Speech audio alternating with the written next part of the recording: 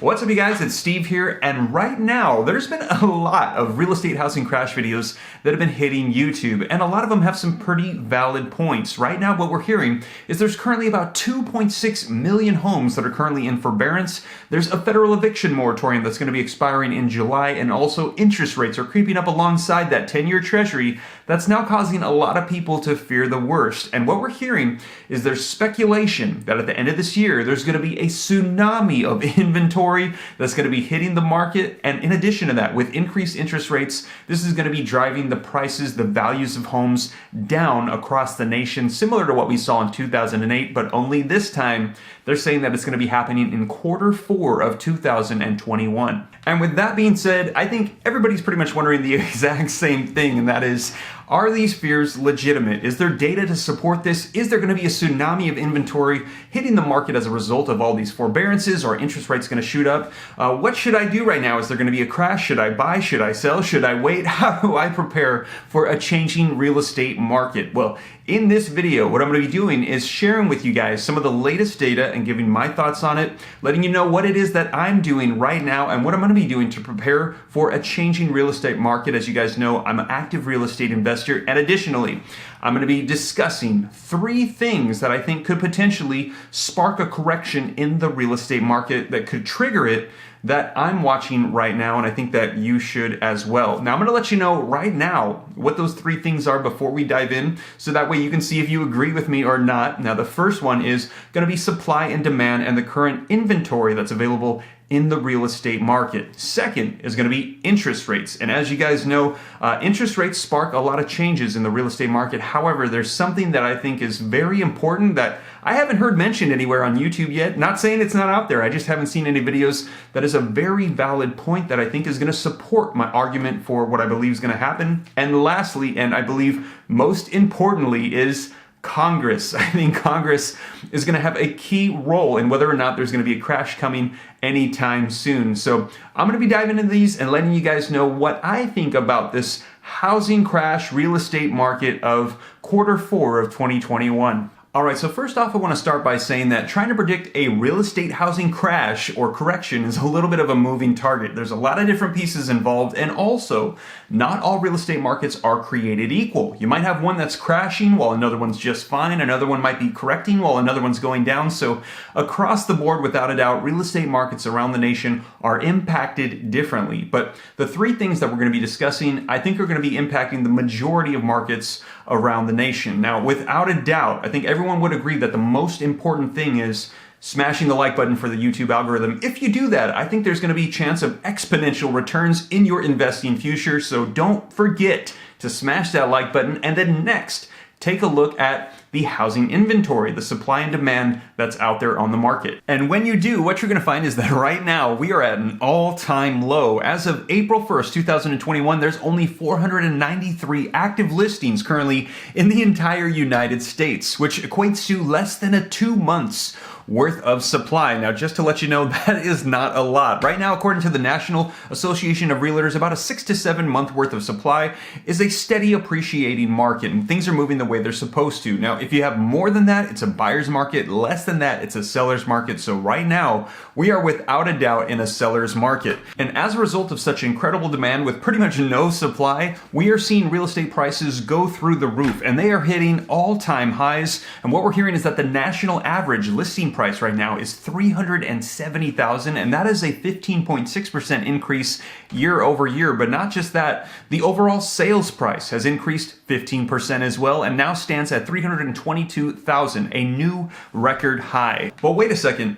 As we mentioned earlier in the video, right now there's currently about 2.6 million homes that are in some form of forbearance, meaning that right now they're asking for forgiveness from paying their monthly payments. Now, once that forbearance period comes to an end, they're going to be required to pick those back up. And if they don't pick up their monthly payments, they could be entering into some form of default or foreclosure. And they could essentially get kicked out of their homes. And then those houses, about 2.6 million, could just have a massive wave hitting the market, which would flood the market with inventory, increasing the amount of supply, changing it to a buyer's market, and as a result, dropping down prices across the nation. Now, if this were a pre-pandemic situation, I would totally agree. This is a little bit concerning. However, we're in a very unique situation right now with the pandemic, and as a result, what we're hearing is that it doesn't take a lot for somebody to request forbearance. As a matter of fact, we're not even sure how many people in forbearance right now actually need it. And what we're hearing is that once the forbearance period is over,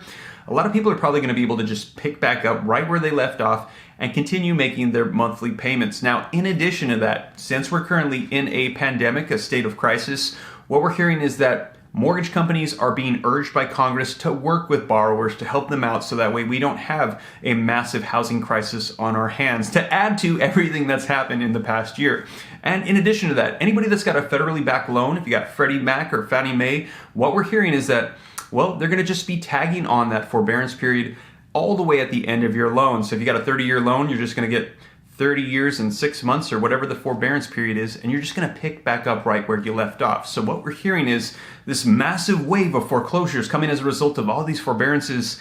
The concern might actually not be that concerning. Second, let's discuss interest rates. And I think for the most part, pretty much everyone's going to agree with what I have to say, but I do want to add on one additional point here at the end, and you can let me know if you agree or disagree, but I think it's going to be adding on a good solid point to my argument as to what's going to be happening with prices as a result of interest rates. Now, what we've seen recently is rates have creeped up to 3.18%, and of course, this is as a result of the US 10-year treasury increasing to 1.7%, which is actually a good thing. It means that things are improving, the future looks bright, hopefully the economy will be getting better. But as the 10-year goes up, in order to control inflation, rates go up, and as a result, usually people can buy less for their money. It costs more to borrow, so prices will start to go down as well. So since interest rates have recently started going up, that should mean that prices are going to start going down, right?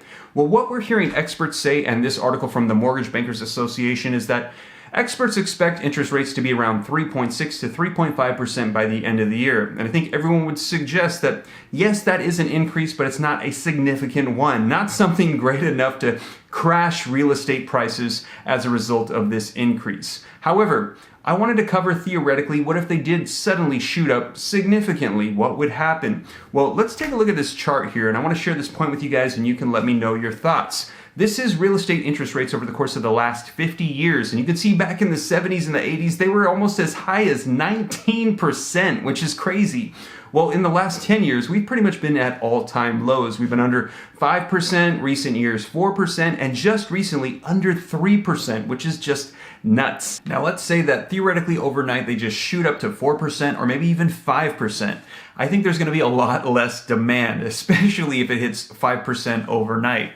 But in addition to that, as I mentioned, over the last 10 years, we've been at all-time lows. And I think pretty much after 10 years, everybody and their mom has either purchased or refinanced at like 2.7, 3, 3.2 or whatever. So in addition to having less demand, I also think there's going to be less supply, as sellers are going to rethink, do I really want to sell and lose that all-time low 2.7% interest rate and then have to turn around and buy at 4 or 5%? So I'm thinking that since we are in an all-time low right now, not only is there going to be a decrease in demand, but also in supply, and the two might offset each other, and we might not see a massive decline in prices like we normally might see with a sudden increase. Let me know your thoughts in the comments down below. And lastly, the most important piece of the puzzle, in my opinion, the wild card, Congress, which has been changing things left and right to ensure that we don't go into a housing crisis, along with everything else that's going on. They've been extending out the eviction moratorium, extending out the forbearance period,